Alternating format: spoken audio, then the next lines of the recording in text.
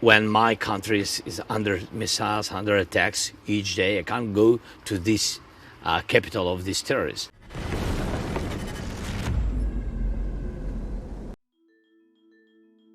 Russian forces are preparing for a decisive breakthrough in the Pokrovsk area. To this end, they are pulling forces and equipment into the city. However, Ukraine's defense forces are controlling the situation and holding their positions in the Pokrovsk direction. The 7th Army Corps of the Air Assault Forces of the Armed Forces of Ukraine reports. Russian troops recently redeployed experienced Marine units to the Pokrovsk area and adjusted their tactics. The Russians are attempting to infiltrate deeper into the city in small groups or even as individual soldiers, trying to avoid direct engagement with Ukrainian troops. Recent intelligence, including Ukrainian government sources, confirms a steady and concerning Russian buildup of forces in Donetsk Oblast, signaling preparations for a fresh, large-scale offensive. Quantities of troops involved are staggering. Estimates suggest as many as 100 to 110,000 Russian soldiers positioned in the Pokrovsk sector alone. The enemy's main goal in Pokrovsk: to get as close as possible to the positions of drone operators or mortar crews, to try to disperse our defense forces, gain a foothold in new positions, and also expand the boundaries of the gray zone, the statement says. Meanwhile, on the flanks, the enemy has intensified assault operations using armored, automotive, and motorcycle equipment. In this way, the Russians are attempting to cut off the logistics of Ukrainian forces and encircle the Pokrovsk agglomeration. At the same time, the number of airstrikes on Ukrainian armed forces positions has decreased, but the enemy is actively terrorizing civilian targets in the rear. As of the end of August, nearly 100% of Pokrovsk's residential buildings have been destroyed or damaged. Russia plans to use its group in the Donetsk region for a so-called decisive breakthrough, involving a large number of personnel and equipment. The enemy's key objective remains unchanged: the capture of the Pokrovsk-Kramatorsk-Sloviansk agglomeration, noted the 7th Army Corps of the Air Assault Forces. As previously reported, 184 combat clashes took place on the front line over the past day, September 5th. The majority occurred in the Pokrovsk direction, where Russian forces are attempting to advance. In total, on September 5th, Ukrainian troops eliminated 960 Russian invaders. Earlier, Ukrainian defenders succeeded in liberating the village of Novoekonomichne from Russian occupation. It is located near Pokrovsk. Footage shows a Black Sea raid by Ukraine's defense intelligence in August 2025. Using FPV drones and other unmanned systems, special forces destroyed a Russian BL-680 boat, a Harpoon B radar, and a Groza electronic warfare system. They also burned 4 antenna feeder devices and inflicted personnel losses. Ukraine's elite naval and intelligence units, particularly Group 13 of the GUR and the 385th Unmanned Surface Vehicles Brigade, have executed precision strikes on Russian naval targets in the Black Sea. Using maritime drones and special ops infiltration, they've sunk or severely damaged multiple Russian vessels: the Ivanovets missile corvette, Tsezar Kunikov landing ship, and Sergei Kotov patrol ship among them. Soldiers from the 27th Brigade of the National Guard of Ukraine, part of the Lazar Separate Special Forces Detachment, destroyed a Buk M1 air defense missile system in the Donetsk region. This was reported by Yuri Butusov on his Telegram channel, former editor-in-chief of Censor.net and now a soldier in the Khartia Brigade. The enemy air defense system was destroyed using heavy bomber drones. The operation to destroy the launcher was carried out in 2 stages. First, locating and destroying the shelter in which it was located, and second, during its movement. As of today, the Ukrainian armed forces have managed to destroy or damage more than 50 self-propelled launchers for the Buk M1 air defense missile system. In early August, we reported that Lazar Group soldiers had destroyed a launcher for the Russian S-300V anti-aircraft missile system. It was found in the temporarily occupied territory of the Zaporizhia region. On September 5th, 2025, Forbes Ukraine editor-in-chief Boris Davydenko wrote on his Facebook page that Lazar Group had hit more than 40,000 targets belonging to the Russian occupiers.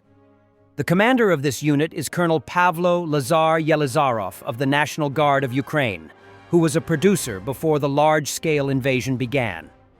The Lazar Separate Special Forces Detachment has a full cycle of design and production of drones, as well as ammunition for them.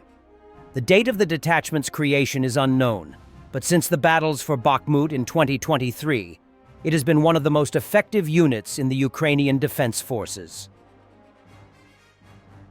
Ukrainian fighters of the 46th Podillia Airmobile Brigade hit Russian forces across Donetsk this week, destroying vehicles, motorcycles, comms gear, camouflage drones, and personnel. The 46th Podillia Airmobile Brigade, one of Ukraine's elite airborne formations, has been actively engaged in heavy fighting across Donetsk, conducting precise and coordinated operations to blunt Russian advances. This week, brigade fighters carried out successful strikes that destroyed Russian vehicles, motorcycles used for rapid infiltration, communications equipment vital for coordinating units, as well as camouflaged drones and enemy personnel. Each of these losses directly reduces Russia's ability to maneuver, scout, and maintain cohesion on the battlefield. Operating as airmobile troops, the 46th combines high mobility with modern reconnaissance and strike capabilities, often relying on drone surveillance to spot and neutralize concealed Russian positions. Their latest actions reflect a broader Ukrainian strategy of systematically degrading not just enemy manpower, but also the logistics, technology, and tactical assets that underpin Russian offensive power. The situation in Donetsk remains volatile, with Russian forces continuing to push along multiple axes, seeking to exploit gaps near key urban centers. However, Ukrainian brigades like the 46th Podillia play a decisive role in holding the line, inflicting steady, attritional damage that denies Moscow freedom of movement. Their adaptability and effectiveness underscore the importance of Ukraine's airborne units in countering Russia's attempts to expand control in one of the most fiercely contested regions of the war. Putin claimed no one has spoken to Russia seriously about security guarantees, warning that all foreign troops in Ukraine will be treated as legitimate targets. He also said Moscow would be the best place for a meeting with Zelensky. As for possible military contingents in Ukraine, well, this is one of the root causes of drawing Ukraine into NATO. Therefore, if any troops appear there, especially now during the conduct of hostilities, we assume that these will be legitimate targets for their engagement. Zelensky to ABC News on Putin's offer of talks in Moscow. He can come to Kiev. I can't go to Moscow while my country is under missiles and under attack each day. I can't go to the capital of this terrorist, and he knows it. Right now, 3 weeks after the summit in Alaska, still no meeting between you and Putin. He said he will meet if you come to Moscow. He can come to Kiev. You know, if a person doesn't want to meet during the war, of course he can propose something which can't be acceptable by me or by others, but it's understandable. I can't go to Moscow when my country is under missiles, under attacks each day. I can't go to this capital of this terrorist. It's understandable, and he understands it.